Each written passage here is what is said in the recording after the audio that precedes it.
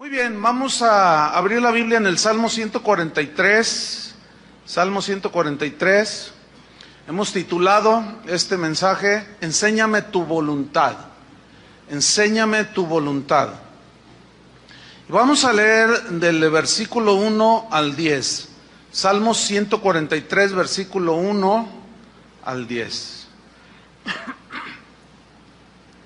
Dice así: Oh Jehová, oye mi oración, escucha mis ruegos, respóndeme por tu verdad, por tu justicia, y no entres en juicio con tu siervo, porque no se justificará delante de ti ningún ser humano, porque ha perseguido el enemigo mi alma, ha postrado en tierra mi vida, me ha hecho habitar en tinieblas como los ya muertos, y mi espíritu se angustió dentro de mí. Está desolado mi corazón.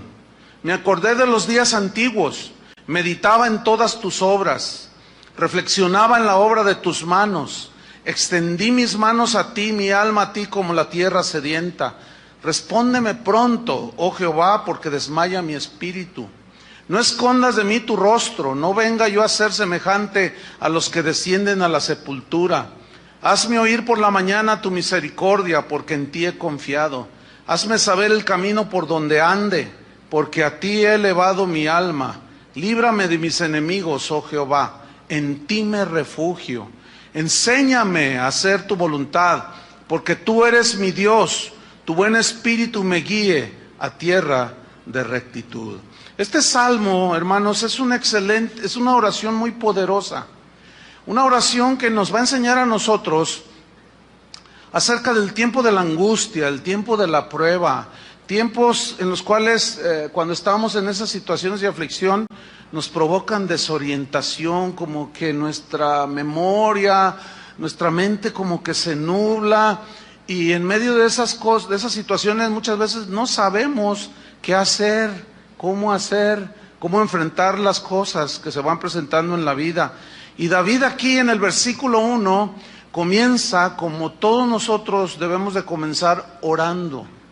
Dice en el versículo 1, oh Jehová, y dirige su oración al Señor. Jesús dijo, todo lo que pidiereis al Padre en mi nombre, yo lo haré. Oh Jehová, dice, oye mi oración, escucha mis ruegos. Miren, Dios es omnipresente y omnisciente. Al ser omnipresente, Él oye la oración de todos. Él escucha el clamor, los ruegos de todos.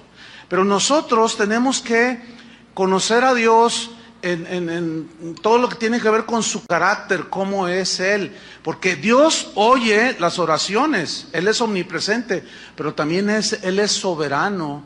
Y Él responde las oraciones a veces inmediatamente, a veces tarda una semana, un mes, a veces tarda más. A veces te dice no a tu petición, a veces te dice sí. Tenemos que tener en cuenta que Dios es soberano. ¿Qué significa que Dios es soberano? En la oración, que Él responde nuestras oraciones, no como nosotros lo queremos, sino como Él considera en su soberanía y en su omnisciencia, como Él conoce el pasado, el presente, el futuro, y las oraciones que hacemos están sujetas a su soberanía y a su omnisciencia, porque como Él sabe el futuro, nosotros tenemos que confiar en eso. Tenemos que saber que Dios todo lo sabe. Y que si no me responde en ese momento es porque Él es soberano y sabe que lo mejor para nosotros tal vez es un poco más adelante. Pero aquí David sigue orando, dice, oh Jehová, oye mi oración, escucha mis ruegos, respóndeme por tu verdad, por tu justicia. Aquí verdad también en el hebreo se traduce por fidelidad. Respóndeme, Señor, yo sé que tú eres un Dios fiel. La Biblia dice que Jesús prometió estar con nosotros todos los días hasta el fin del mundo.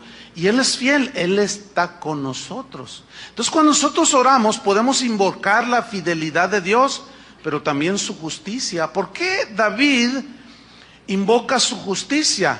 Porque Dios es un Dios justo que nunca tiene por inocente al culpable. Y aquí la aflicción de David tenía que ver con los enemigos que lo perseguían a él. Entonces David sabía que él era inocente, lo acusaban injustamente, lo asediaban injustamente, abusaban de su bondad como un hombre de Dios. Y él clama a la justicia de Dios porque David sabía que Dios le da el pago al que merece, que Dios no tiene por inocente al culpable. Entonces David invoca su justicia. ¿Por qué? Porque David sabía que nosotros no debemos de vengarnos de los que nos dañan o los que nos afligen, porque la Biblia dice, mía es la venganza, dijo el Señor, yo pagaré. Entonces a nosotros se nos prohíbe tomar venganza contra los que nos atacan, nos asedian, nos lastiman, nos meten en tribulación, etcétera.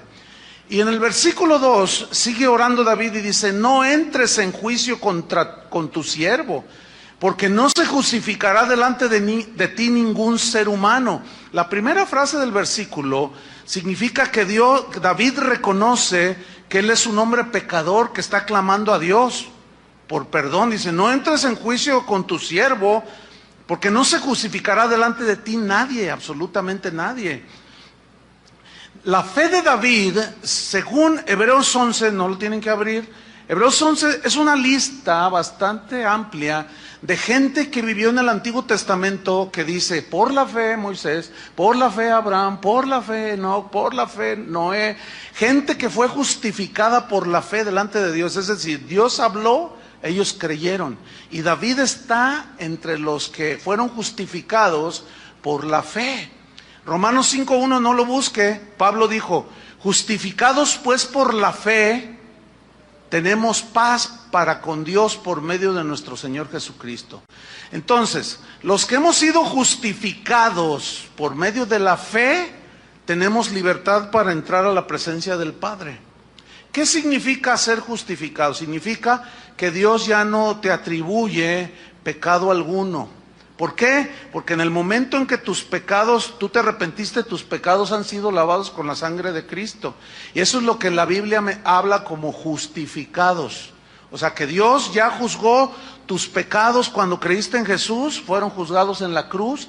En ese momento se imparte la sangre de Cristo, que es para perdón de pecados, porque hemos creído. Y eso nos da la paz con Dios. Y podemos orar como oraba David. Era un hombre justificado, aunque él vivía bajo la ley. Pero él tuvo la revelación de que por medio de la fe venía la justificación. Y desde el profeta Habacuc, el justo por la fe, ¿qué? Vivirá. Entonces en el versículo 3 y 4, ahí se ve la razón de la oración. Ahí David abre su corazón y comienza continúa su oración y dice la razón de su aflicción. Versículo 3 dice, porque ha perseguido el enemigo mi alma. Aquí eran enemigos, eran personas. Por eso estaba en aflicción. Ha postrado en tierra mi vida. O sea, en tierra, ahora sí que tocó fondo en su aflicción. Vemos aquí a David manifestando estar en una situación angustiosa y desesperante. Probablemente algunos de ustedes aquí, o de los que nos oyen en internet o nos ven en video, estén en una situación desesperante, no lo sé. Si usted no está en una situación desesperante, de todas maneras escuche con mucha atención la palabra de Dios, porque esta vida se compone de momentos dulces y momentos amargos. Entonces dice, me ha hecho habitar en tinieblas como los ya muertos. Estoy en el versículo 3, versículo 4. Y mi espíritu se angustió dentro de mí. Está desolado mi corazón, o sea, siento soledad. Como que ¿dónde están los amigos? Como que ¿dónde está el Señor? Como me siento solo, mi corazón siente una profunda soledad. Es una situación de aflicción. Sin duda aquí David está revelando su corazón delante de Dios. Pero David sabía algo, sabía acercarse a Dios, y lo hizo a través de lo que para nosotros en el Nuevo Testamento es una revelación.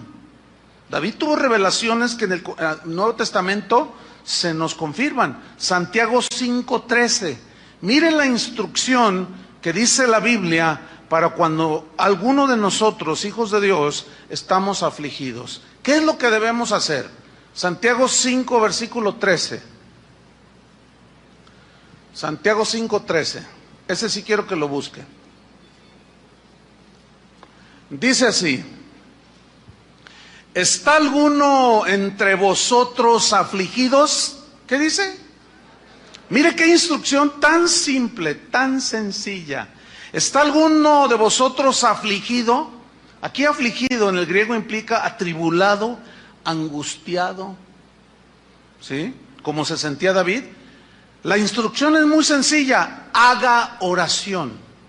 A veces las personas piden consejería o llaman por teléfono o escriben un correo y dicen: pastor, estoy pasando por una situación que a nadie le deseo. Fíjese que estoy así, así, así. Por favor, dígame, ¿qué hago? Estoy muy afligido. Haz oración. ¿Perdón? ¿Ora? No, bueno, ya sé que tengo que orar, pero nada más eso. Bueno, si quieres pararte de cabeza, o castigar tu espalda, o ayunar 3 meses, no sé. ¿Se dan cuenta cómo complicamos las cosas? ¿Se dan cuenta cómo hacemos lo sencillo tan difícil? No es tan difícil, hermanos. El problema es que nosotros, como queremos, estamos así, pues adecuados por nuestra naturaleza caída, a querer hacer algo más que lo sencillo que nos dice Dios que hagamos. ¿Está alguno afligido? ¿Qué tiene que hacer? Orar. ¿Qué es lo que está haciendo David precisamente en este salmo? Orar. No es pecado reconocer nuestras aflicciones. No es una falta de fe reconocer que estamos tristes. No es una derrota así, que ya no hay remedio para nosotros. El hecho de reconocer que estamos en determinados momentos, que estamos hasta el polvo. No es así. Miren, desgraciadamente, doctrinas que se han infiltrado de 25 años para acá, cuando mucho 30 años, doctrinas extrañas a la Biblia, doctrinas que han enseñado a muchos cristianos no a orar, los han enseñado a declarar sobre sus vidas bendición, a decretar que todo les va a salir bien. Entonces, a los cristianos de hoy ya no se les enseña a orar, se les enseña a establecer, a decretar y a decir lo que debe suceder por un supuesto lenguaje positivo. No hace mucho, en un evento de esos, visitando una de las casas de oración, me encontré con un hermano que cuando lo vi yo mientras predicaba, me acordé de él, no, pues hace muchos años. Entonces al final se acercó a saludarme. Entonces yo lo llamé por su nombre: hermano, le dije, ¿cómo estás? Entonces me dice: estoy bendecido, victorioso y prosperado. Así, como le estoy diciendo. Y yo dije: ay, no, pues qué bueno, ¿no? Gloria a Dios. Yo dije: no, mi hermano ya está infectado con esa doctrina. Yo dentro de mí dije, ¿no? Al otro día, deliberadamente le volví a preguntar, lo saludé, le dije: oh, hermano, ¿cómo estás? Dice: estoy bendecido, victorioso y prosperado. No, pues qué bueno, ¿no? ¿Y tú cómo estás? Pues ahí la llevo. Decía: no, hermano, que sabe qué, que el Señor no sé. Bueno, llega el tercer día de conferencia, ya la última, la clausura, y ahí andaba el hermano. Yo lo vi que se acercó para saludarme y le volví a preguntar: ¿y ahora cómo estás, hermano? Y me dice: bendecido, victorioso y prosperado. Entonces yo le digo: a ver, acércate tantito. ¿Es verdad eso? ¿En serio? Y me mira, y le digo: no, ¿es verdad? Dice: bueno, mire, a decir verdad, hermano, tengo unas broncotas. Dice: mire, los hijos ya se me salieron del huacal, así dijo. Ya se me salieron de mi control, y si no están muy grandes. Mi esposa ya se me anda queriendo ir. Ah, y estás bendecido, victorioso y prosperado. Por más que has declarado, ¿qué ha pasado con tu familia? No, hermano, no te dé vergüenza. Ve con Dios y dile: estoy angustiado, derrotado, estoy hasta el piso y no hay nadie que me pueda ayudar, solo tú, Señor. Ah, qué diferente. Eso es lo que la Biblia enseña. Eso es lo que la Biblia enseña. No enseña a hacer todo ese tipo de habladurías. Hay cristianos que al encontrar el sentido, digamos la doctrina correcta, sana, de que es oración, no es declaración, es oración, de pronto se dan cuenta y me han preguntado también, pastor, ¿qué hago? No sé orar. Yo sabía declarar, yo sabía establecer, yo sabía decretar, pero no sé orar. Fíjate qué tragedia. Cristianos no saben orar por doctrinas de demonios, por doctrinas torcidas. Bueno, sigamos con David. Vamos al versículo 5. Entonces David reconoce que está angustiado, afligido, reconoce su condición, está orando con Dios, y en el versículo 5 él hace 3 cosas que nosotros podemos aprender para la oración. 3 cosas que hizo. Número 1, me acordé de los días antiguos. Número 2, meditaba en todas tus obras. Número 3, reflexionaba en las obras de tus manos. Vamos a ver brevemente cada una de ellas, de estas 3 cosas que hizo David. Número 1, me acordé. Tiene que ver con la memoria, el recuerdo, el verbo recordar. Yo me acordé, dice, de los días antiguos. ¿Qué significa? Mira, cuando en la Biblia, como aquí en este versículo, David dice, me acordé, en el hebreo, es una palabra que tiene que ver en relación con lo que Dios hace, o con quien Dios es. Es decir, que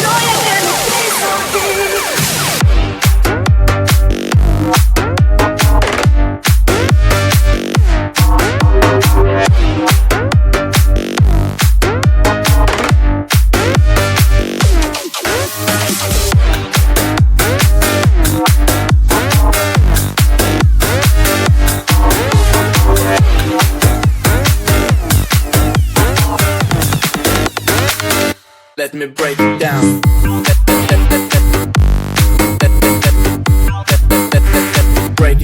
Break it down.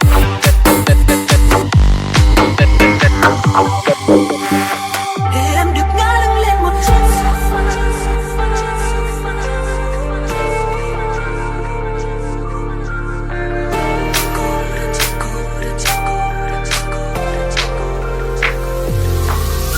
Cô đơn trên sofa, con tim như tan rã.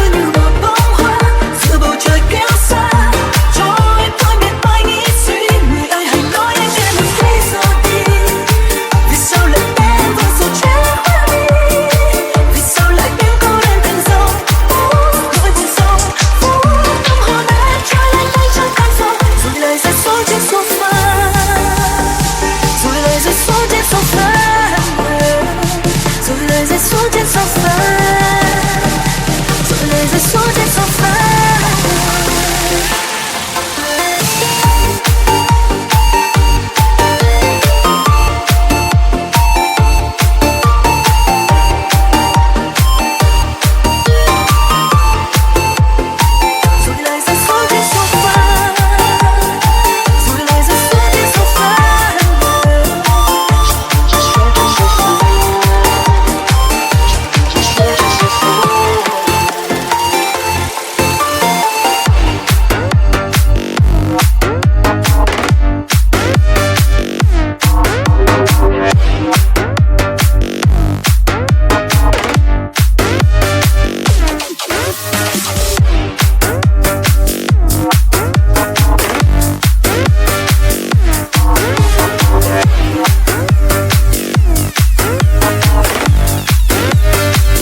Let me break it down.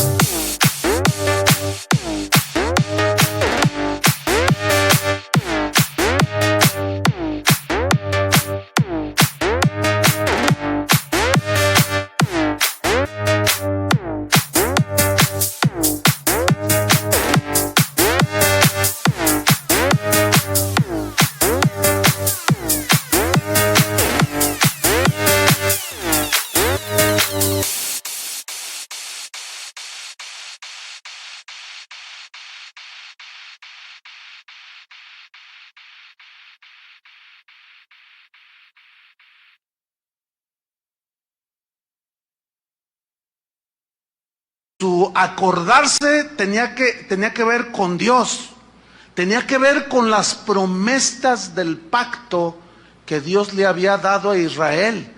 Y al acordarse, David comenzó a retroalimentarse en la fe, en la esperanza, en la confianza de que así como Dios en los días pasados había obrado a través de su bondad para con Israel, que cuando se desviaban, se arrepentían o estaban en aflicción como en Egipto, que clamaban Dios por su pacto, en honor a su pacto, su fidelidad y su verdad, Dios les contestaba. Entonces David empezó a acordarse de esos días antiguos, esperando que también con él el Señor le tendiera la mano. Qué bueno es el Señor, ¿no? Entonces fíjense qué importante es acordarse. Si usted hace una lista en esos momentos de aflicción, de las situaciones de aflicción que ha pasado, del tiempo cuando usted se entregó a Cristo a la fecha, usted va a empezarse a acordar y va a empezar a decir: Señor, me sacaste de esta, y de esta, y de esta.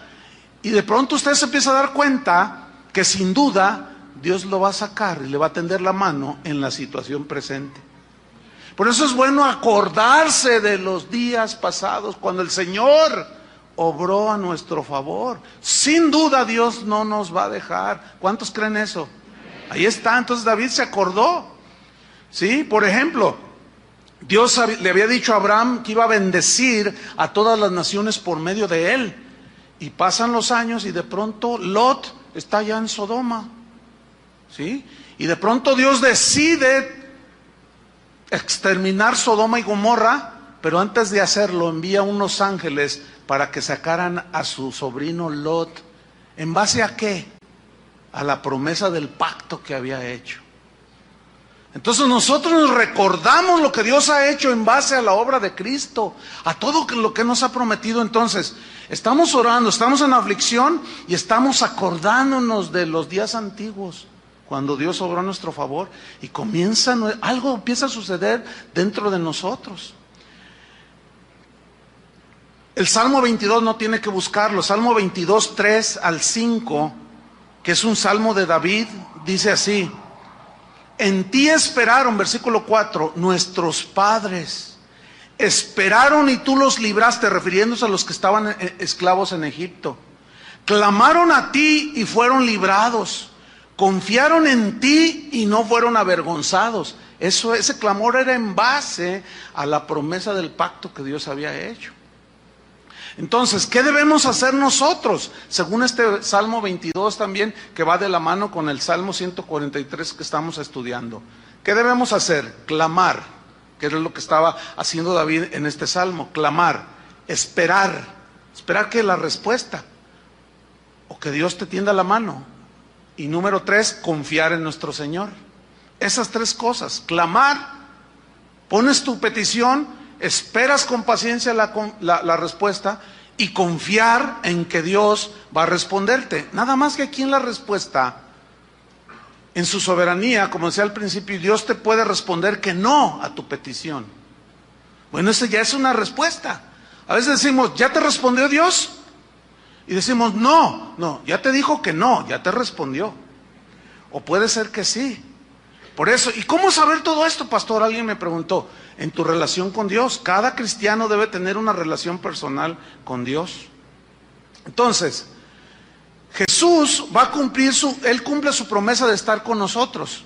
Y en base a esa promesa de su nuevo pacto sellada con su sangre, es que nosotros nos acordamos de todo lo que ha hecho y volverá a tendernos la mano.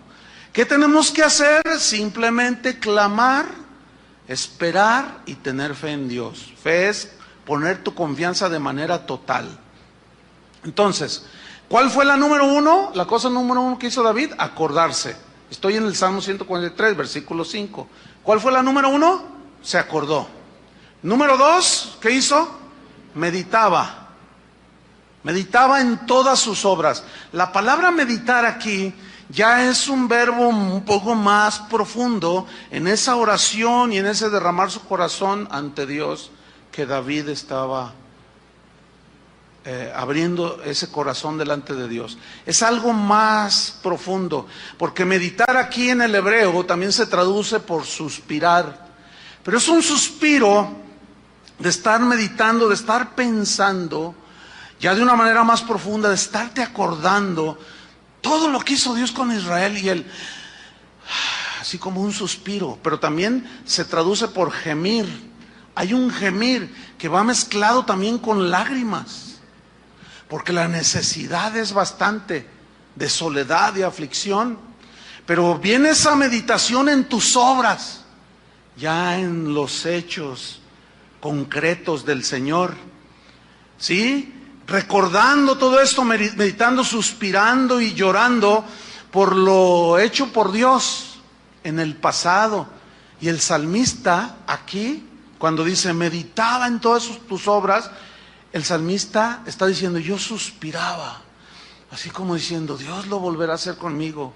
Y gemía y lloraba, esperando que Dios de nuevo tendiera la mano. Y la número 3, ¿cuál fue la número 1? Se acordó. La número 2, meditaba. La número 3, reflexionaba. Este verbo reflexionar es todavía más profundo que los 2 primeros. ¿Por qué? En el hebreo se traduce pensar profundo. Se traduce en una definición que resume lo que en el Nuevo Testamento ya es toda una revelación.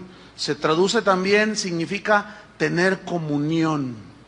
Comunión. Y allí habla de algo ya más sólido, más de cara a cara, ¿sí? Con el Señor. Entonces, esa reflexión es un pensar ya profundo. Es un tener comunión con Dios ya cara a cara.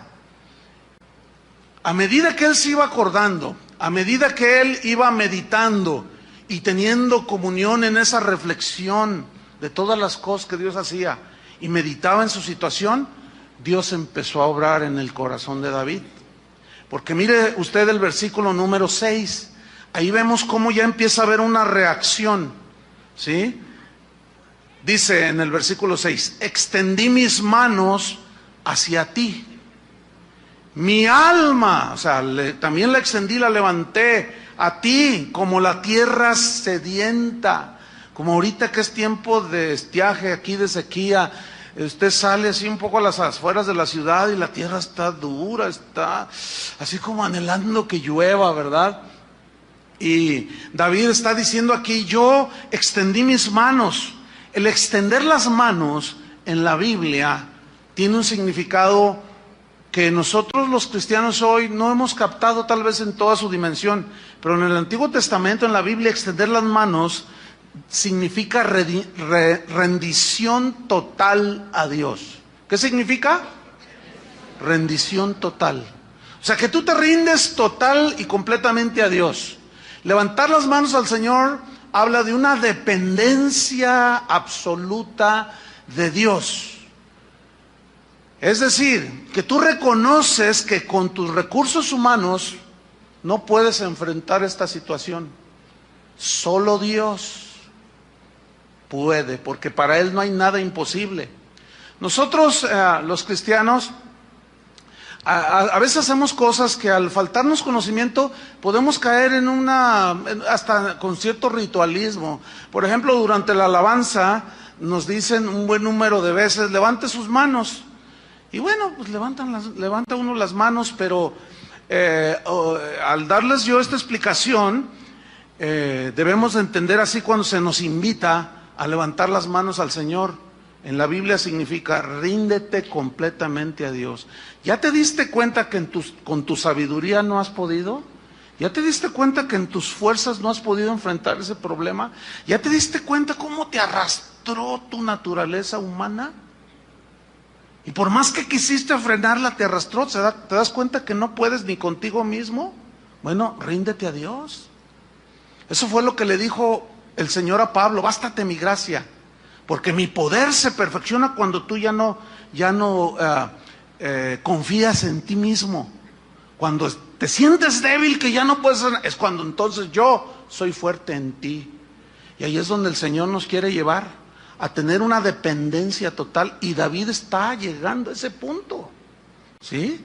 Pero escuchen bien, el acordarse, el reflexionar, el meditar, nos ayuda. ¿Por qué? Porque se empieza a elevar nuestra alma. Y comenzamos a reaccionar y empezamos a levantarla. Sí, Señor, es que yo no puedo. Ayúdame, que seas tú, Señor. En el versículo 7, David está diciendo algo que es bueno mencionar. Dice: respóndeme pronto, oh Jehová. Se nota desesperación, ¿sí? Se nota que él estaba realmente en una situación apremiante. Dice: porque desmaya mi espíritu. Dice: no escondas de mí tu rostro. Mire, la verdad es que Dios siempre nos mira, porque Él está en todas partes, ¿sí? Y David dice: Señor, como diciendo, ¿dónde estás? Ahí estaba Dios. En la situación más difícil de tu vida, ahí ha estado Dios. Pero ¿por qué Dios a veces permite situaciones así? Porque Él sabrá su plan. Él sabrá el propósito que tiene para ti. A nosotros nos queda depender totalmente de Él y confiar en que Él nos va a tender la mano, tarde o temprano. Pero David sigue hablando su situación. Dice: no venga yo a ser semejante a los que descienden a la sepultura. Vemos que la desesperación parece que abrazó a este rey David, que era conforme al corazón de Dios. Sus enemigos andaban sobre de él. Estaba la situación muy difícil. Pero déjenme decirles algo, hermanos: Dios no llega tarde. Dios no llega tarde. Puede tardarse una semana, un mes o 25 años, como tardó en responderle a Abraham que Dios le iba a dar un hijo. Pero en Hebreos dice que no nos hagamos perezosos, sino diligentes, como aquellos que por medio de la fe y la paciencia heredaron, ¿qué? Las promesas. La fe y la paciencia. Entonces tú clamas a Dios en la situación, clamas y esperas. Esperas con paciencia a que Dios obre. Y cuando ya sientes que ya, Señor, me voy al hoyo, bueno, Dios en su soberanía nunca llega tarde, pero sí en ocasiones Él permite que toquemos fondo. Él permite situaciones en las que parece como que Él ya nos abandonó. Pero ¿saben por qué Dios las permite? Porque Él mejor que nadie sabe cuando no dependemos totalmente de Él. Y confiamos en nuestra sabiduría, en nuestra propia prudencia, confiamos en los recursos económicos que podamos tener, confiamos en el trabajo que tenemos. Dice: este trabajo nadie me lo quita. ¿Se acuerdan lo que le preguntaron a los constructores del Titanic el día que lo botaron al mar en su primer viaje? Oigan, ¿y qué tan fuerte es? ¿Se podrá hundir algún día este barco? Y contestan, ¿este barco hundirse? Ni Dios lo hunde. Lo hundió un hielito. Un cubito de hielo en el vaso del Señor. Nada más el Señor se tomó el agua y echó un cubito de hielo. Y ese hundió el barcote ese. La soberbia, Dios la rechaza. Y Él quiere llevarnos al punto de que en verdad dependamos totalmente de Él. Y cuando no, bueno, Él se encarga. Puede usar a los enemigos, puede usar a la vecina, puede usar al policía, puede usar que pierda la América, puede usar que...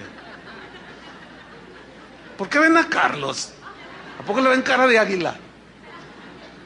Dios tiene una multiforma de tratar con nosotros, ¿sí? Para que aprendamos. Miren, hermanos, la jactancia, la soberbia, el orgullo no es conveniente para un cristiano. ¿Por qué? Porque eso hace que dependamos de nosotros, que pongamos nuestra confianza en nosotros mismos, por favor, hermanos.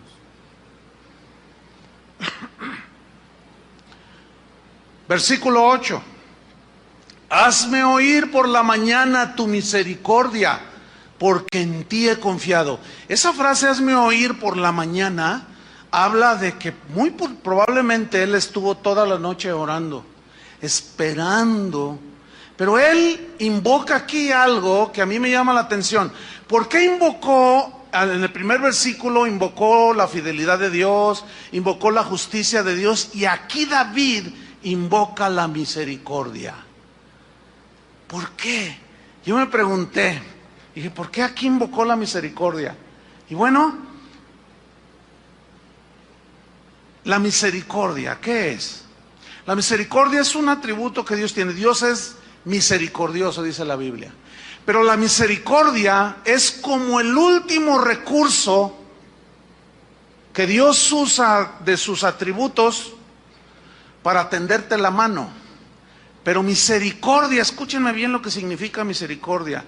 Misericordia es tener compasión de la miseria en la que estás. Cuando hablamos de miseria, no me estoy refiriendo a la miseria económica o al no tener dinero. Porque como dijo en una enseñanza uno de los pequeños gigantes de aquí, dijo, hay algunos que son tan miserables que lo único que tienen es dinero. Es verdad. Es verdad, esa reflexión es verdad. Entonces, Dios se apiada de nuestras miserias cuando dice, Señor, por tu misericordia, o sea, estoy en una situación miserable. No económicamente, porque él era el rey. Él vivía en un palacio. Él tenía carrozas, tenía oro, tenía plata, vivía en un palacio. No está hablando de miseria económica, está hablando de su miseria.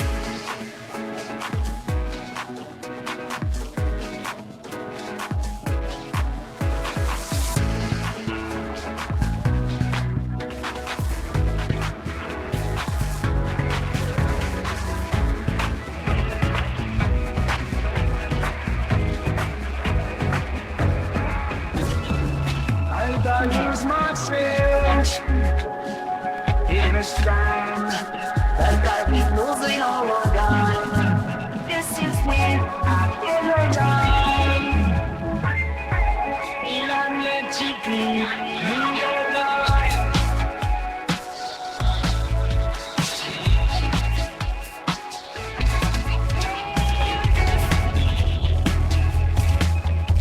The victims of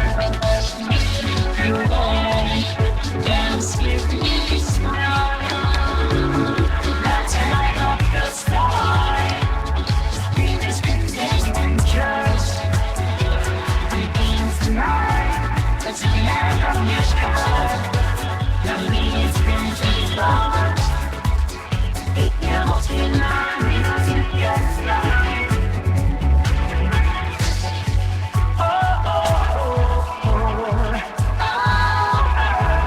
coast.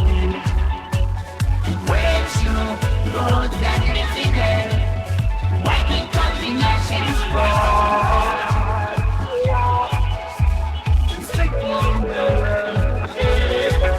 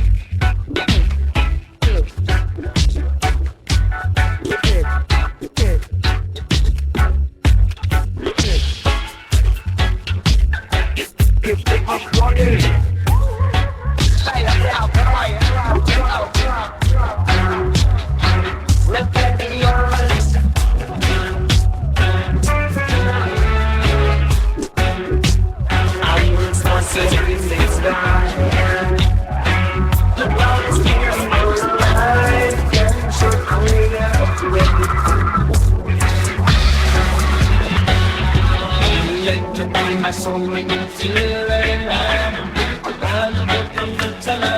Let's start over this is my names. We can't deny.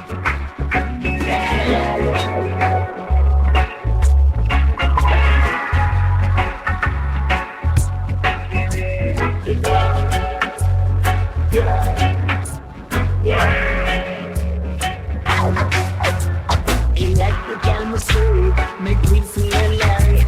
Dance with you tonight. Let's ride at the first time. The beat is concentrated. Keep taking the night. Let's get lost in this and let it ride. I need some space.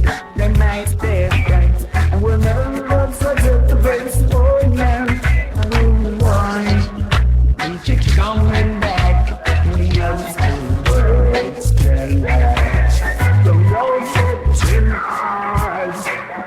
yes, I am suddenly you spend me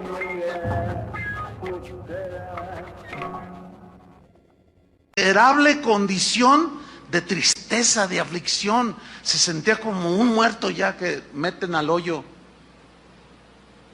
¿Saben? En realidad nosotros, dice allí en la epístola de Judas, que nos salvó por su misericordia. O sea, se apiadó de nuestra vida miserable. Eso al ego no le gusta. Pero la verdad es que éramos unos miserables. En una miseria espiritual, en una miseria mental, sin capacidad para solucionar nuestros propios problemas. Eso es estar en miseria. Es no tener recursos. Y David dice, Señor, por tu misericordia. ¿Okay? ¿Qué estaba diciendo David? Reconozco mi miseria, Señor. Soy un total insuficiente.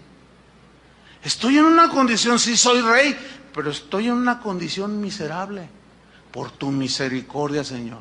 Y el profeta Jeremías, ese fue más allá y de una manera poética dijo aquellos inolvidables declaraciones del profeta e invocaciones. Dice, por su misericordia no hemos sido consumidos. O sea, a pesar de que somos unos miserables, por su misericordia, porque se apiadó de mi miseria, no hemos sido consumidos, dijo. Nuevas son cada mañana tus misericordias. O sea, Dios, por eso es misericordioso, se apiada de lo miserable de la situación en que podamos estar. No es necesariamente algo ofensivo o burlesco el que Dios se apiade de nuestras miserias. No, precisamente ahí resalta la bondad de su carácter, que está dispuesto a tender la mano al que reconoce que está en miseria. Espero me esté explicando para que ustedes entiendan. Entonces, dice el versículo 8, hazme oír por la mañana tu misericordia. Y luego él ratifica algo muy importante, porque en ti, dice el versículo 8, en ti he confiado. Confianza en Dios. ¿Saben que en el Nuevo Testamento la palabra fe, y en el Antiguo Testamento, tanto en el griego como en el hebreo, la palabra fe significa, así literalmente, significa confianza total en Dios? Eso es la verdadera fe. Confiar plena y totalmente en Dios. ¿En qué situaciones? En las situaciones en las que tú, en nuestra miseria, no podemos hacer nada y reconocemos. Muchos de nosotros, nuestro orgullo no nos permite reconocer que nuestros recursos no son capaces. No es inherente en nosotros la capacidad de nacer de nuevo, por ejemplo. No es inherente en el ser humano la capacidad de entender las cosas de Dios. Somos seres dependientes, dependemos de la revelación de Dios. Y Dios se reveló a nosotros cuando vino Jesucristo a esta tierra. Somos seres dependientes, dependemos del aire, de la comida, somos seres dependientes. Los salmos y muchas escrituras lo dicen. No solo dependemos del aire, dependemos de todo. Somos seres dependientes y nuestra vida depende totalmente de Dios. Y si en esa dependencia habla de nuestra insuficiencia. No somos todopoderosos. Acabo de escuchar una muy lamentable declaración de uno de esos apóstoles que andan pululando ahí en las iglesias. Él dijo así: nuestro Dios es un rey, dijo, Jesús es un rey, es el rey de reyes. Y todos los oyentes dijeron amén. Dice, entonces nosotros al ser hijos de un rey somos príncipes, dijo. Y es verdad, ¿no? Imagínate, mi papá es el rey de España. Ay, híjole, pues apantallas a todo mundo, ¿no? Entonces imagínate, Jesús, el rey de reyes, pues es nuestro rey. Pues ¿qué somos nosotros? Somos príncipes. Y tenemos que tener en nuestro corazón bien firmes y levantar el rostro. Los cristianos debemos, fíjense lo que dijo, los cristianos debemos de ser gente orgullosa de quiénes somos. Levante su rostro así con orgullo, y ahí están todos. Yo cuando oí, ¿qué está diciendo este? ¿Qué está diciendo este? Sí somos hijos del rey, pero nuestro rey sufrió. Y él dijo, si a mí me lo hicieron, a ustedes también. Alguien tiene que estar equivocado, sin duda. La Biblia enseña por todo, desde el principio hasta el fin, que Dios resiste a los orgullosos, a los soberbios. Pero le da gracia, ¿a quién? A los humildes, les da favor, que es en lo que se desenlaza aquí el Salmo. Dice en el versículo 9, me faltaron un par de versos ahí en el 8. Hazme oír por la mañana tu misericordia, porque en ti he confiado. Fe. Hazme saber, fíjate su oración, hazme saber el camino por donde ande. Hazme saber, Señor, porque no sé por dónde caminar. Pero fíjate, el Señor hizo una declaración en el Antiguo Testamento. Dijo, hablando de sus hijos, dice, por más torpe que sea, no se extraviará. Porque Dios cuida a los suyos. Dios conoce a los suyos y cuida a los suyos. Los sabe cuidar bien, porque somos sus hijos. ¿Qué padres no cuidan a sus hijos? Solo los irresponsables. Y Dios no es un padre irresponsable. Y Él nos cuida, hermanos. Nos protege. Deberíamos estar muy alentados con estas verdades de Dios. Por eso él ora y pide, hazme saber el camino por donde ande. No quiero andar por camino errado. Ya he probado caminos que me han parecido derechos, pero su fin ha sido muerte. No quiero andar en oscuridad, dice ahí al final del versículo 8, porque a ti he elevado mi alma. O sea, él se elevaba. Esto es algo muy importante. El Señor dice, porque mis pensamientos no son los tuyos, mis caminos no son como los tuyos. Mis pensamientos y mis caminos son más altos como están los cielos de la tierra, así son mis pensamientos y mis caminos. Y mis pensamientos acerca de vosotros son de bien y no de mal. Pero necesitamos entonces nosotros elevarnos a las alturas de los pensamientos de Dios. ¿Entiende? De conocer a ese Dios que es altísimo para poder elevar nuestra alma a las alturas. Y Dios nos da una promesa: los que esperan en el Señor, los que esperan al Señor, tendrán ¿qué? Nuevas fuerzas. Levantarán sus alas como las águilas. Caminarán, correrán, no se cansarán, volarán, remontarán las alturas. Ustedes saben que en las alturas es donde se ve todo más claro, ¿no es cierto? ¿Quién es el Altísimo? Dios. Nosotros somos terrenales. Cuando nosotros nos elevamos nuestra alma, Pablo dice, nosotros tenemos la mente de Cristo, o sea, debemos de tener los pensamientos de Cristo. Estamos elevándonos y está resaltando. Si ustedes son observadores, pongan atención a lo que voy a decir. Hasta este versículo que acabamos de leer, si han observado, lo que resalta aquí no son las necesidades de David. Lo que resalta es la grandeza de Dios. ¿Lo alcanzan a ver? Su fidelidad, su bondad, su misericordia, su perdón, su omnisciencia, su omnipotencia, su omnipresencia. Eso es lo que está resaltando. Y cuando nosotros nos elevamos a nuestra alma, a los pensamientos del Altísimo, no sé cuántos de ustedes han ido en un avión o se han subido en un edificio alto, pero la altura máxima que vuela un avión comercial, ¿qué son? ¿10,000 pies? ¿20,000?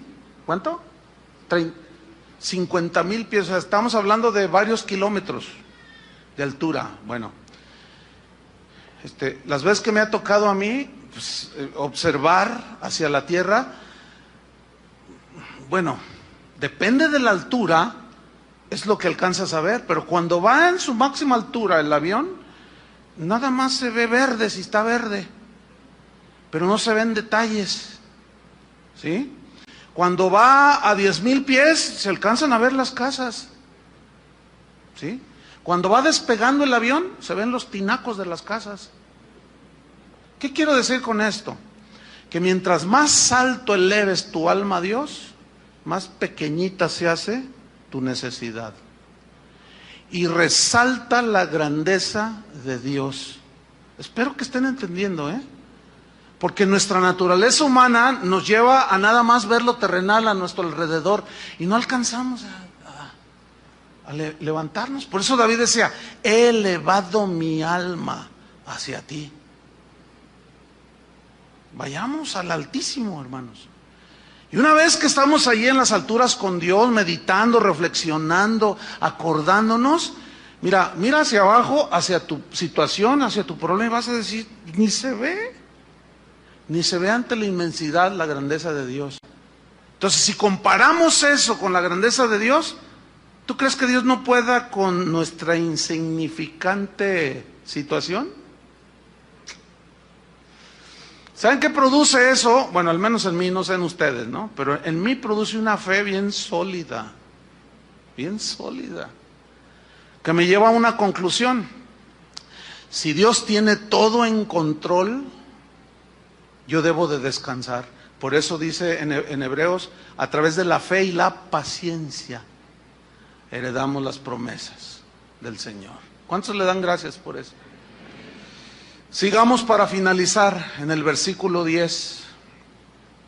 Bueno, el versículo 9 dice, líbrame de mis enemigos, que era la razón de su aflicción. Oh Jehová, en ti me refugio. Esa frase, en ti me refugio, aquí refugio no es la marca de un tequila, porque algunos van y se refugian en el tequila, o en la droga, o no. El cristiano, ¿en quién se refugia? En Dios.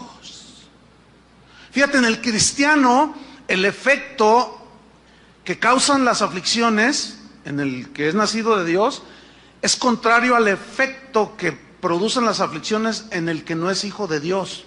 El efecto que causa en el cristiano es más afianzarte de Dios, más ir a refugiarte en el refugio que es nuestro Señor Jesucristo. Y lo que causa en el no cristiano es lo contrario, van y se refugian en donde menos deben de hacerlo. Algunos toman una pistola y se dan un tiro pensando, fíjate, pensando que muriendo se les acaban sus problemas. No, en realidad empiezan, porque es la condenación eterna. ¿Ves las miserias a las que nosotros nos podemos caer si nos alejamos de Dios? Si estando en el Señor, el orgullo a veces no nos deja. Pero vámonos sobre el final, porque en el versículo 10, este versículo realmente está, que fue donde tomé pues el título del mensaje. Dice el versículo 10: enséñame a hacer tu voluntad, porque tú eres mi Dios. Tu espíritu, buen espíritu me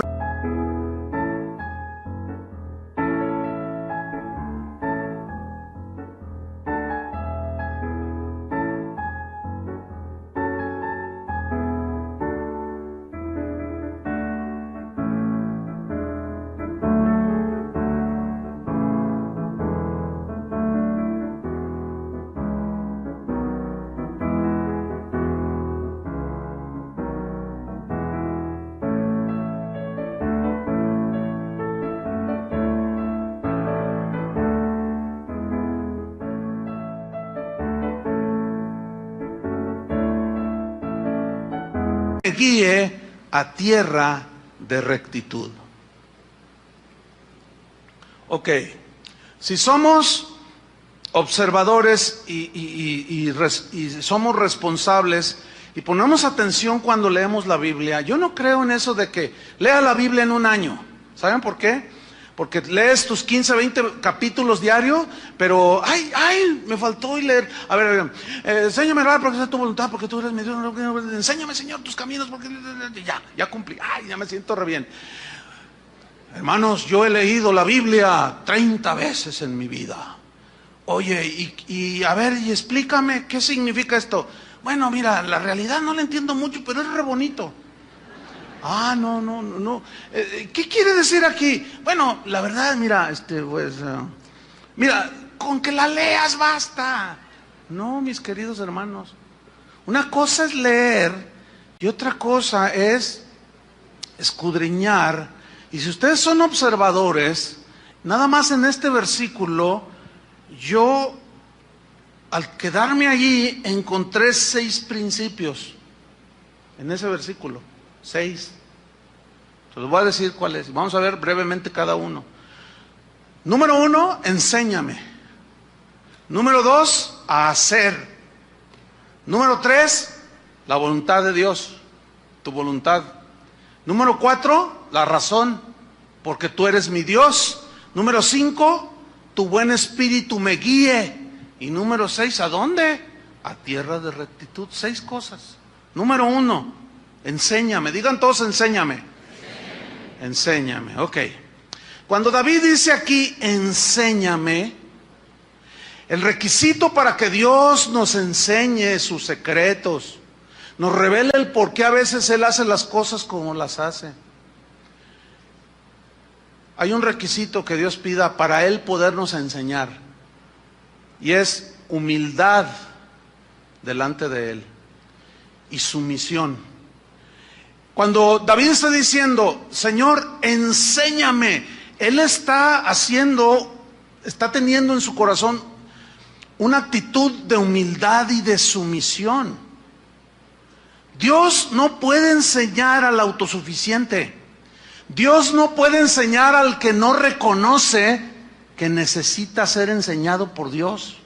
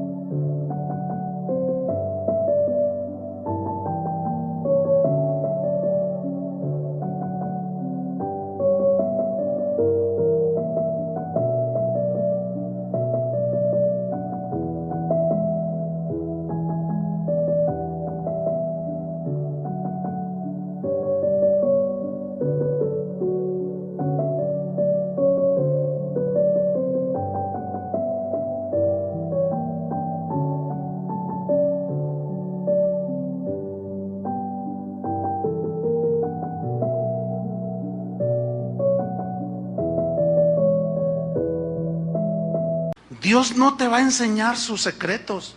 Dios no te va a enseñar su voluntad si hay soberbia en tu vida. Algunos se les pueden estar yendo los hijos. El matrimonio puede estar hecho un desastre y ni aún así se doblan para decir: Señor, enséñame. Dame sabiduría para saber cómo voy a enfrentar esta situación tan difícil en la que me metí. Y se quedan donde están.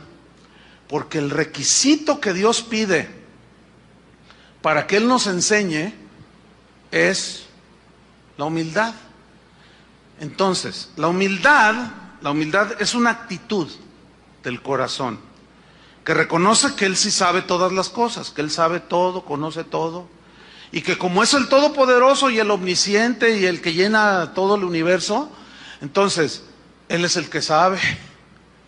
Job una vez le dijo: "Oh, Señor, ¿por qué esto?" Y se puso medio a contender con Dios, y Dios le dijo: "Ok, a ver, siéntate allí, Job, te voy a hacer yo a ti unas preguntas. Si me las contestas, entonces ya podemos dialogar al nivel que tú quieres dialogar conmigo." Parafraseando, ¿no? Dice: "A ver, si crees que sabes mucho, ¿dónde estabas tú cuando yo fundaba la tierra, Job?" Y luego Job se agarró la corbata y le hizo: "Bueno, es que en realidad, ¿cómo? Cuando... Sí, ¿dónde estabas tú cuando yo fundaba la tierra? ¿Dónde estabas?" Todavía ni existía el Job. Dice: "A ver, dime, ¿dónde estabas tú cuando yo puse en el universo las estrellas y les puse nombre? ¿Dónde estabas tú? Dime, si eres muy inteligente, respóndeme."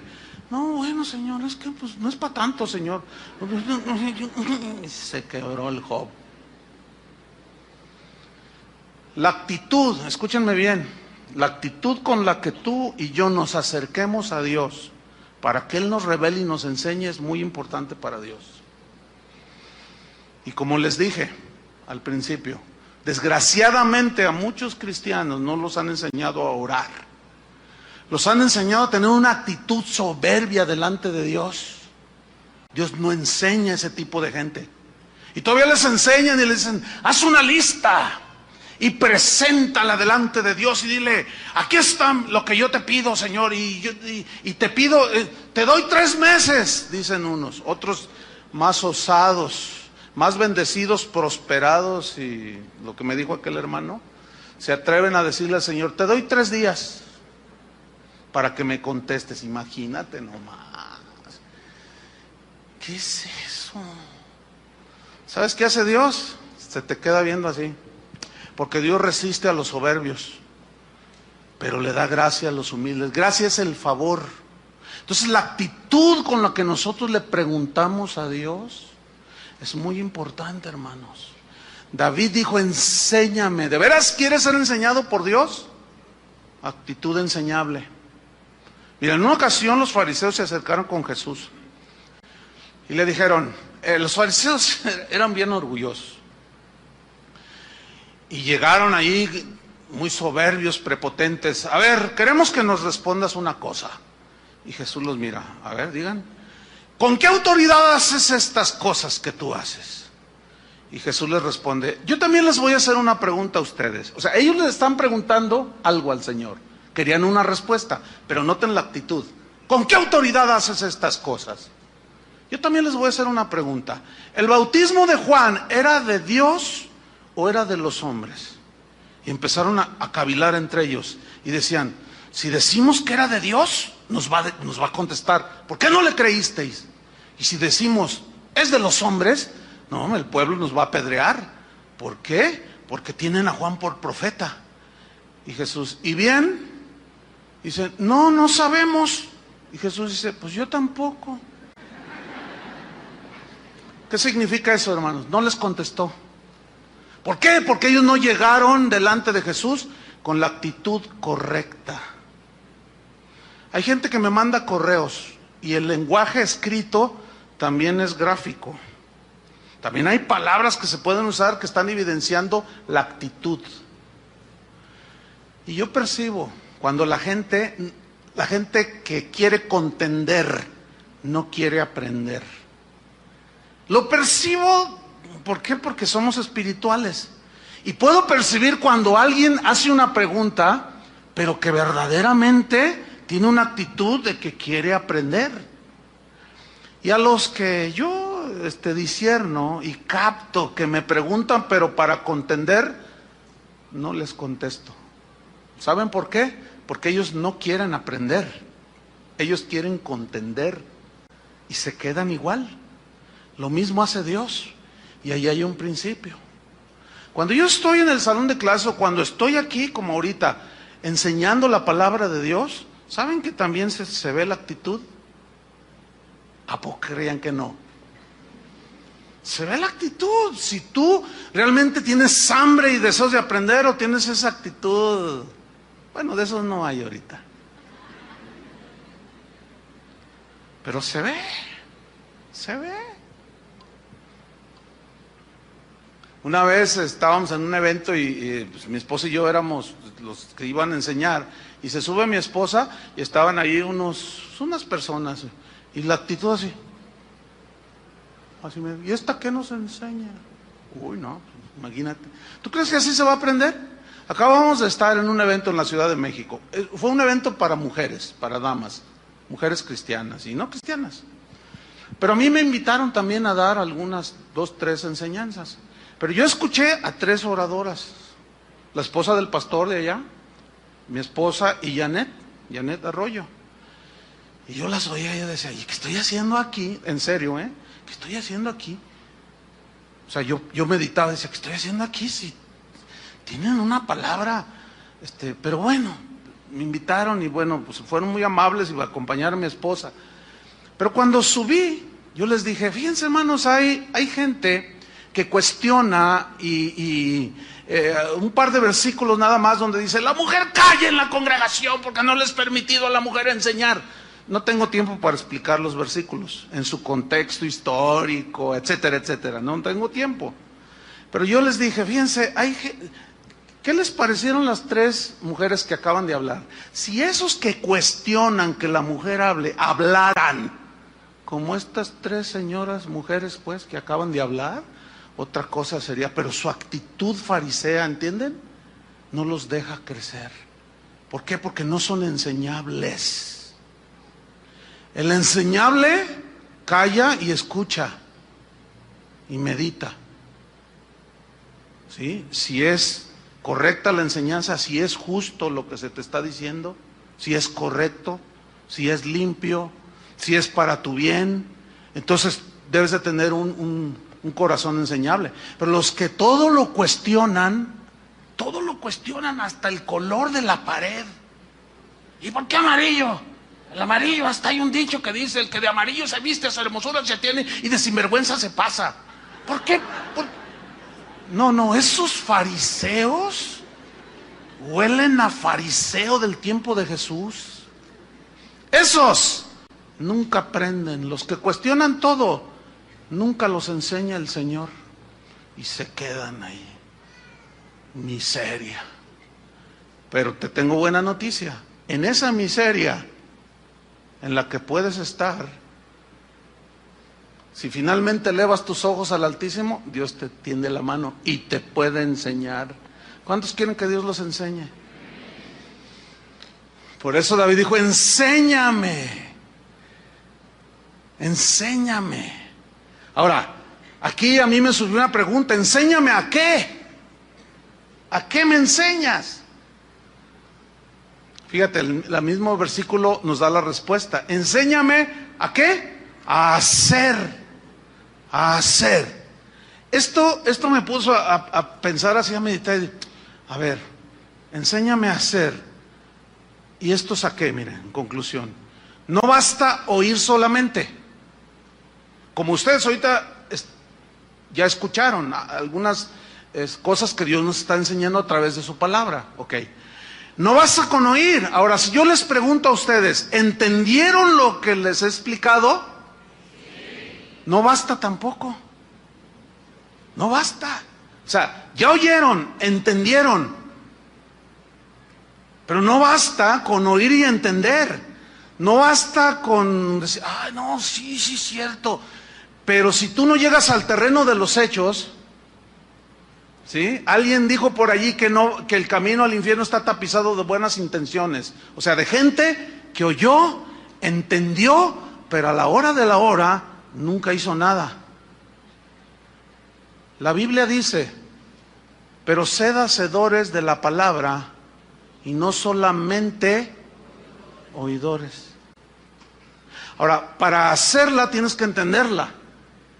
Entonces, fíjate, no basta con oír, no basta con entender, hay que hacer. Y como dijo aquella ancianita en una iglesia, que el pastor dijo, bueno, están despedidos, el sermón ha terminado. Entonces la viejita dijo, pastor, ¿puedo decir algo? ¿Cómo no? Hermana Panchita, venga y dígales a los hermanos. Dice, no, hermanos, el sermón no ha terminado, apenas es la primera parte, la segunda parte es allá afuera, dijo. Hay mucha gente que viene, pastor, ayúdeme, a ver, ¿qué te pasa? Es que estoy así. Y tú, oye, tú se ve que tienes una amargura bien gruesa contra tu papá, tu esposa, tu hijo, qué sé yo. ¿Qué onda con eso? Bueno, mire, la verdad yo ya sé lo que tengo que hacer. Ellos mismos se responden, fíjate, para empezar. Ya sé lo que tengo que hacer, como algunos a veces me escriben, oiga pastor, ¿por qué esto? Yo pienso que esto y esto y esto, y me escriben toda una epístola. Y ellos mismos se responden. Y a veces les contesto, les digo, no, pues ya te respondiste tú solo. Entonces me dicen, no, yo ya sé lo que tengo que hacer, tengo que perdonar a mi papá, que le dijo a mi mamá que me abortara cuando yo era un niño. ¿Y ya lo hiciste? Bueno, es que la verdad, no lo has hecho. Entonces, ¿de qué te sirve? Fíjate, todos estos años has vivido oyendo y sabiendo. Y David dice, enséñame. ¿Enséñame a qué? A hacer. A hacer. Ahorita ustedes ya oyeron, entendieron. ¿Qué falta? Hacer. Santiago, en el contexto de las tribulaciones, en el capítulo 1 dice, hermanos, gozaos cuando os halléis en diversas pruebas, sabiendo que la tribulación produce paciencia, y tenga la paciencia su obra perfecta para que seas maduros y cabales. Y luego dice, y si alguno tiene falta de sabiduría, pídasela a Dios. Si somos observadores, eso es en Santiago capítulo 1, versículo 2 al 5. Si somos observadores, ese pedir sabiduría es para saber cómo enfrentar las situaciones en medio de las pruebas. Porque necesitamos esa sabiduría de Dios. Algunos en la soberbia no nos dejamos enseñar por Dios en cuestiones, por ejemplo, matrimoniales. Yo estaba escuchando a Toño cuando estaba dando las enseñanzas, los mensajes, los anuncios. Hermanos, hay unas clases para los matrimonios. Y él dijo así, él dijo, yo me doy cuenta que tienen problemas. Los invitamos, hay palabra, hay instrucción. Dios quiere decirte cómo vas a resolver tus problemas y no vienes. Algunos pueden tener alguna justificación entendible, otros de plano no les interesa, no son enseñables, ¿sí? Pero en medio de esa situación necesitamos la sabiduría de Dios para saber cómo enfrentar las situaciones de la vida. Ya mis hijos se me descarriaron, la esposa ya tiene las maletas ahí en la puerta. ¿Qué tengo que hacer? Pues habla con ella. ¿Cómo? Pues busca un tiempo, pídele a Dios sabiduría. Entonces llega y ve con las maletas ahí. ¿Tú qué? No, pues ¿qué de qué? Y se te pone el brinco. Entonces, ¿qué? ¿Ya te quieres ir?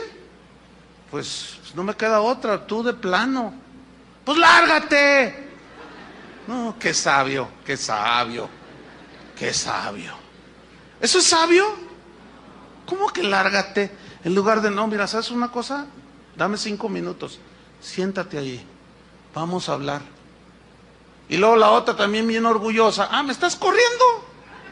Tómalo como quieras. Entonces se larga. Y luego ahí viene él llorando, pastor, ayúdeme. Pastor, oye, pero ¿qué hiciste?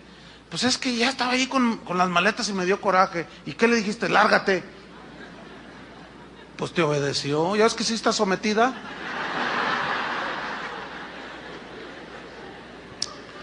Si alguno tiene falta de sabiduría, pídala a Dios. Por eso David en este salmo nos está dando toda una enseñanza al Espíritu Santo, hermanos.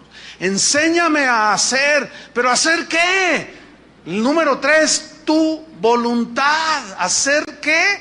Tu voluntad. Eso es algo muy, muy importante. Muchos de nuestros problemas, hermanos, son el resultado de hacer nuestra propia voluntad. De por sí nuestra condición humana, con muchas deficiencias, nos mete en problemas. El pecado nos mete en problemas. A eso hay que añadirle que hemos hecho muchas decisiones en nuestra vida. Yo tengo 56 años. Lo que hoy estoy viviendo aquí en el presente, mi presente, como cristiano, como pastor, como esposo, como padre, como pastor, es producto de las decisiones que yo tomé en el pasado. Tú estás viviendo tus circunstancias producto de las decisiones que tú tomaste en el pasado.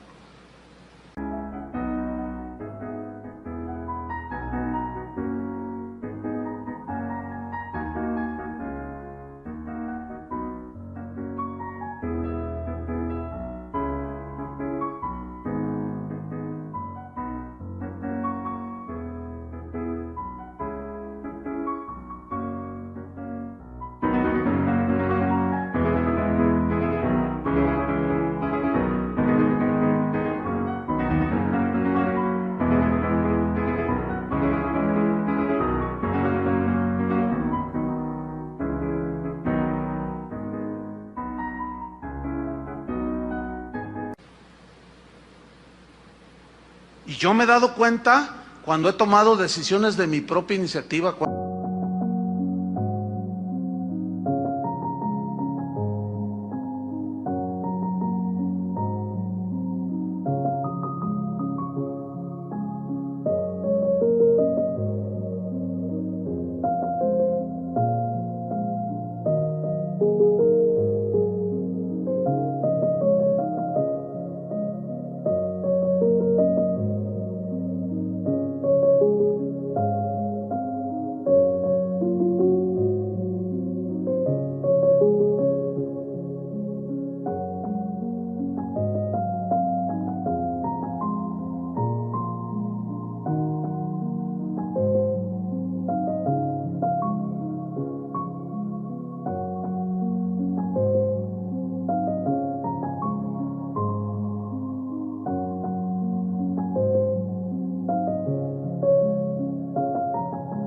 Cuando he hecho mi voluntad y las consecuencias tengo que asumirlas.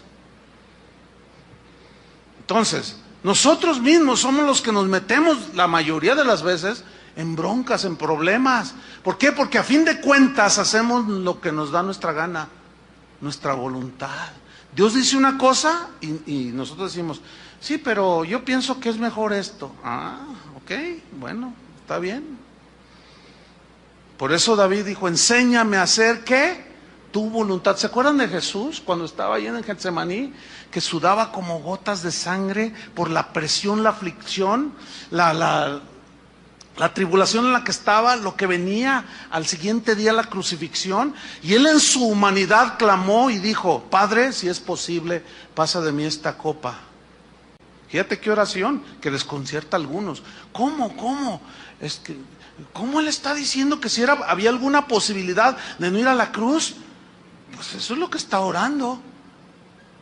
Y a algunos los desconcierta. ¿Pero por qué? Es que no toman en cuenta que Jesús también era humano, que estaba sufriendo y sudaba literalmente como gotas de sangre. Pero finalmente dice, pero no se haga mi voluntad, sino la tuya. Cuando los discípulos se le acercaron a Jesús, Señor, enséñanos a orar como Juan el Bautista enseña a sus discípulos. Oh, vengan, siéntense. Cuando ustedes oren así y digan, Padre nuestro que estás en los cielos. ¿Se acuerdan de esa oración que no necesitamos ni citarla ni verla en la Biblia? Nos la sabemos de memoria. Padre nuestro que estás en los cielos. ¿En dónde? Arriba, el Altísimo. Nosotros estamos en la tierra. Santificado sea tu nombre, santo, puro, limpio, no hay otro como tú. Venga a nosotros tu reino. ¿Qué significa esa frase tan mal entendida? Venga a nosotros tu reino. Un reino es gobernado por un rey. Ese rey dicta leyes que gobiernan para el bien común de los que viven en ese reino, ¿sí? El reino de Dios está gobernado por un rey, y ese es el Rey de Reyes, Jesucristo. Y sus leyes es su palabra, sus mandamientos. Entonces, cuando Jesús les dice, ustedes oren así: gobierna tú dentro de mí, gobierna en mi vida, o sea, tu voluntad, dice, venga a nosotros tu reino, hágase tu voluntad, como se hace en los cielos, hágase en la tierra. ¿Quién va a hacer la voluntad de Dios en la tierra? ¿Los que siguen al diablo, a la carne y andan en todos sus rollos? No. ¿Quiénes? Se entiende que los hijos de Dios, en quienes reina Jesús en sus corazones. Entonces, cuando dice, venga a nosotros tu reino, es gobierna tú, Señor. Tu voluntad sea hecha en mi vida. Nosotros estamos aquí para obedecer la voluntad del Padre. El mismo Jesús dijo, yo no vengo a hacer mi propia voluntad. El Padre es el que me dijo, haz esto, y yo hago la voluntad de mi Padre. Está Jesús hablando que como el Hijo de Dios era total sumisión a la voluntad del Padre. Entonces, cuando dice, enséñame a hacer tu voluntad, está diciendo, Señor, gobierna verdaderamente en mí. Ya no mi voluntad, sino la tuya. ¿Se dan cuenta qué oración? Profunda, sin duda. Y luego la cuarta, en el versículo, sigo en el Salmo 143, versículo 10. ¿Cuál fue la primera? Enséñame. ¿Cuál fue la segunda? A hacer. ¿Cuál fue la tercera? Tu voluntad. Y la razón es esta: porque tú eres mi Dios. Esa es la cuarta. Porque tú eres mi Dios. Solo de Dios debemos de recibir instrucciones para nuestros asuntos de manera individual. Tú eres mi Dios. Tenemos que tener una relación personal con Dios. Y eso de que tú eres mi Dios va ligado con la número 5, que es, tu buen espíritu me guíe. Miren, en el Antiguo Testamento solo los reyes, los profetas y los sacerdotes tenían el Espíritu de Dios que los guiaba. En el Nuevo Testamento dice la Biblia que todos los que hemos sido lavados con la sangre de Cristo hemos sido sellados con el Espíritu Santo. Es decir, todos tenemos el Espíritu de Dios, los que hemos nacido de nuevo. Al tener el Espíritu de Dios ya se nos dio la capacidad de poder ser guiados de una manera individual por Dios. La Biblia es un manual de la voluntad expresa de Dios de manera general, pero hay cosas que son bien específicas. Por ejemplo, Él dijo, vayan por todo el mundo y prediquen el Evangelio. Por todo el mundo, sí, pero tiene que haber un lugar específico donde Dios quiera que yo vaya. ¿Me estoy explicando? Sí, vayan, pero ¿a dónde? Bueno, a Carolina del Norte. Sí, Chuy. Pues hay 20 millones de lugares donde pudieran haber ido, igual el doctor Barbosa y su familia. Ahora, la voluntad específica para Chuy y el doctor Barbosa, el hermano, no está en la Biblia. No dice, Chuy Mariscal, vete en el año 2012 a Carolina del Norte. ¿Verdad que no dice? ¿Cómo saber entonces? ¿Cómo saber lo específico? Ahí ya yo no puedo enseñarles. Ahí ya. Entonces, tenemos una limitación. ¿Quién es entonces el que les va a enseñar de manera personal lo particular? El Espíritu Santo, hermanos. Denle gracias a Dios. Tener el Espíritu Santo es una de las bendiciones y de las riquezas más grandes que un cristiano puede poseer. ¿Te imaginas? Los que no entienden esto dicen, ay, sí, Dios le habla. Porque decimos nosotros, Dios me habló, ¿verdad? ¿Cuántos saben que Dios nos habla? Esto no lo pueden, miren lo que dijo Jesús, así rápido. No tienen que buscarlo. Voy a leer Juan 14:15, dice, si me amáis, guardad mis mandamientos.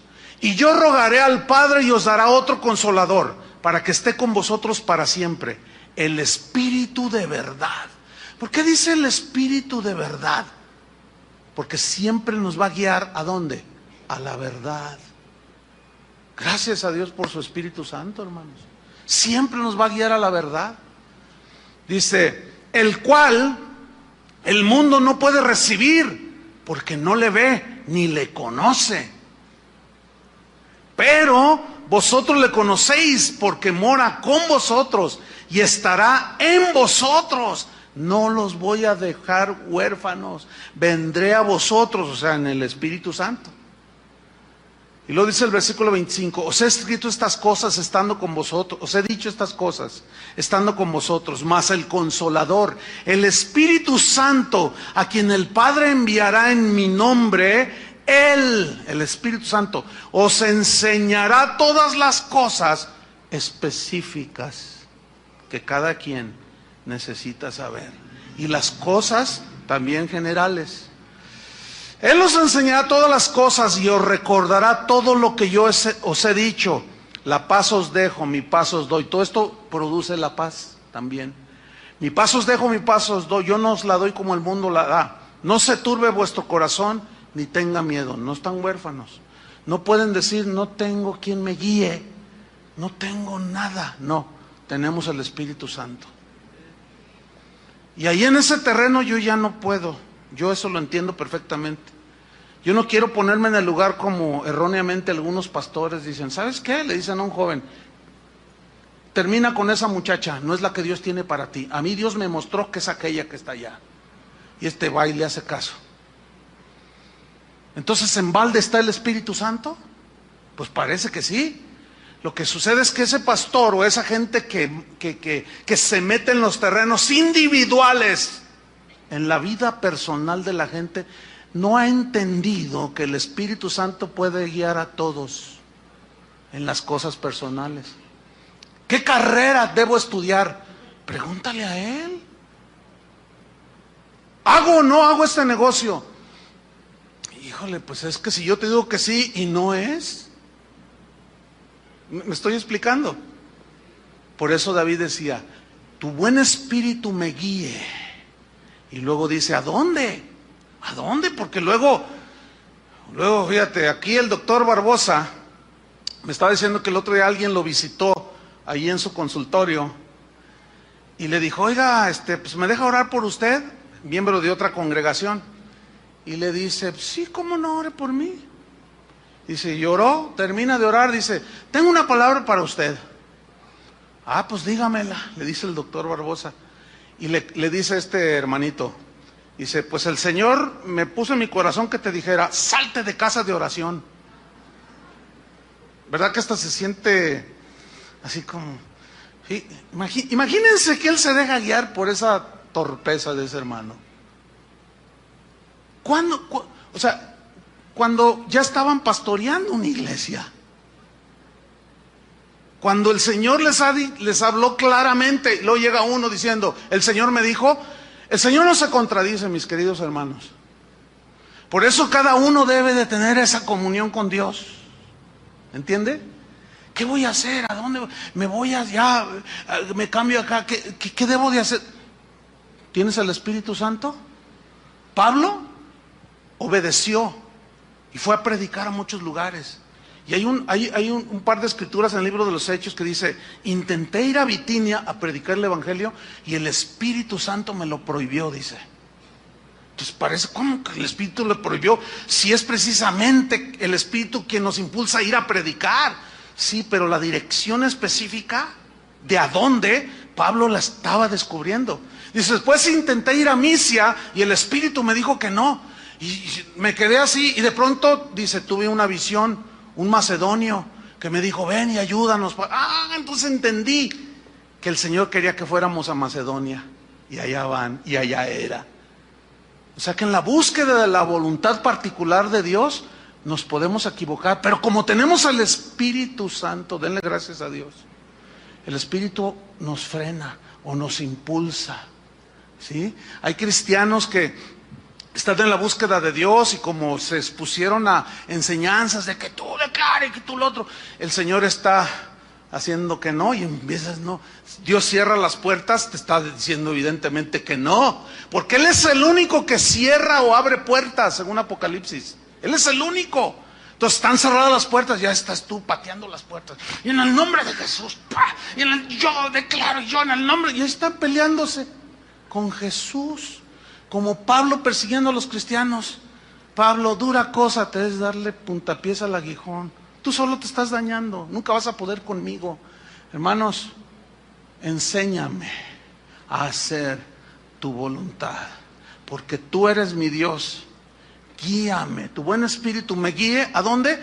A tierra de rectitud, hacia lo recto, lo bueno. Dios siempre nos va a guiar hacia lo bueno, lo sabio, lo justo, lo prudente. ¿Cuántos le dan gracias a Dios? Ya saben lo que hay que hacer cuando estén tristes. Ahí está. Oremos. Señor, te damos muchas gracias por tu palabra. Gracias porque ella verdaderamente es nuestra luz. Verdaderamente tu palabra, Señor. Pero tu buen espíritu también, Señor. Gracias, Padre, porque sabemos, entendemos que las aflicciones son parte de la vida de un cristiano en esta tierra, Señor. Pero David, por el Espíritu que lo inspiró, escribió este salmo y dejó escrito para que nosotros aprendiéramos. Y él derramó su corazón y no escondió su verdadera situación delante de ti.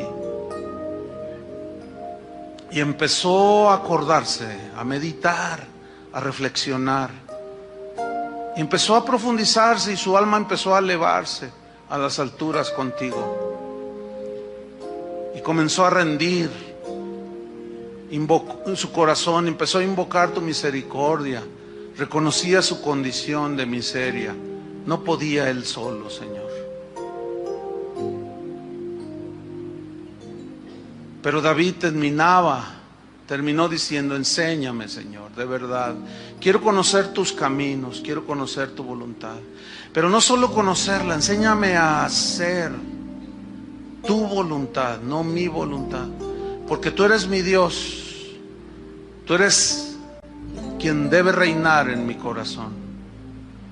Y el Espíritu Santo que has hecho morar en cada uno de nosotros nos guíe a tierra de rectitud, a hacer siempre lo bueno, lo justo, lo puro, tu voluntad agradable y perfecta, Señor. Y ahí es donde ningún maestro, ningún pastor, ningún apóstol, ningún nadie puede intervenir. Ahí solo el creyente y el Espíritu Santo que mora en él. Señor, sin duda, cada uno de nosotros tiene algunas cosas específicas que necesitamos saber de tu plan para nosotros, de tu voluntad para nosotros. Yo te pido, Señor, orando así como Jesús oraba, no estamos huérfanos en base a esa oración. El glorioso Espíritu, el Consolador que habita dentro de nosotros, nos guíe a tierra de rectitud, Padre. Esa es nuestra oración. Danos sabiduría para que en medio de los problemas, las aflicciones, sepamos cómo conducirnos. Por eso Santiago añadió, gócense en medio de la prueba. Porque ahora ya conocemos más, tenemos más revelación en el Nuevo Testamento. Gracias, Padre, por enseñarnos. Gracias porque tu Espíritu jamás se irá de nuestro ser. Eso significa que tenemos guía segura hasta el último día de nuestra existencia en esta tierra. En el nombre de Jesucristo, Padre, recibe nuestra gratitud, nuestra acción de gracias. Y terminamos diciéndote, Padre, síguenos enseñando, Señor. Síguenos guiando. En el nombre de Jesús te lo pedimos, Señor.